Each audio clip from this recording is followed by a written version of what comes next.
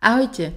V niekoľkých najbližších videách sa budeme venovať atómu a v tomto videu sa v krátkosti pozrieme práve na jeho históriu a na teórie a modely, ktoré viedli k forme, v akej ho poznáme dnes. Všetko sa to začalo už 400 rokov pred Kristom v Grécku, kde sa touto otázkou zaoberal jeden grécky filozof, Demokritos. Podľa neho sa hmota skladá z malých, neviditeľných a nedeliteľných čiastočiek alebo semienok. Práve na základe tohto jeho predpokladu vznikol aj ich názov, atomos, teda nedeliteľný. Po Demokritovi sa na atómy nejako pozabudlo a ďalší, kto sa tejto téme venoval, bol až John Dalton na začiatku 19. storočia, konkrétne v roku 1803. Dalton prišiel s guľovým modelom, ktorý je na prvý pohľad rovnaký ako Demokritova teória, avšak Dalton ho zakladal na niekoľkých tvrdeniach. 1. Atóm je nedeliteľný, čo dnes vieme, že pravda nie je. 2. Všetky atómy rovnakého prvku sú rovnaké, pravda. 3. Atómy rôznych prvkov sú rôzne, tiež pravda. A 4. Atómy sa počas reakcie môžu premiešať a vytvoriť iné produkty, pravda. Takže Dalton považoval atóm za akúsi pevnú guličku s tým, že guličky jedného atómu sú rovnaké a guličky rôznych atómov sa od seba odlišujú. Jeho teória teda pokročila zásadným krokom v porovnaní s Demokritom.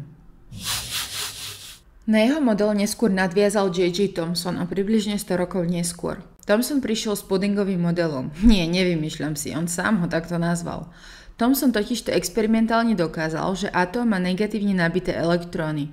No a jeho pudingový model znázorňuje atóm zložený z elektrónov rozmiestnených v guľovom oblaku s pozitívnym nábojom, tak ako sú rozmiestnené hrozienka v pudingu. Takže Thomson ako prvý rozoznáva elektróny, ale jeho model zatiaľ chýba jadro. Napriek tomu sa ale tento model opäť o čosi priblížil k podobe, v akej ho poznáme dnes.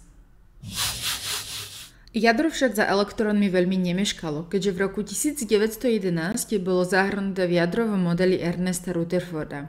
Rutherford ostreľoval zlatú fóliu pozitívnymi časticami a napriek tomu, že väčšina častíc prešla cez fóliu bez vychýlenia, niekoľko častíc sa odklonilo s veľkým uhlom, ako by na niečo narazili.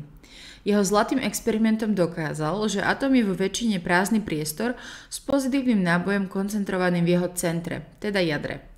Čiže Rutherfordov model znázorňuje atóm s pozitívnym jadrom v jeho strede a s elektrónmi na orbitáloch okolo jadra. Tento model atómu sa na ilustráciách používa dodnes, keďže vyzerá najkrajšie, aj napriek tomu, že nie je najpresnejší. Tento model je ďalej upravený ďalšími dvoma vedcami. Prvým z nich je Niels Bohr o 2 roky neskôr s planetárnym modelom. Bohr určil, že elektróny sa pohybujú okolo jadra v orbitoch so stálou energiou a veľkosťou a nemôžu sa pohybovať len tak medzi nimi. Tento model však stále nevysvetľuje správanie ťažších atómov a tu do hry prichádza Erwin Schrödinger, ktorý v roku 1926 predstavil kvantový model.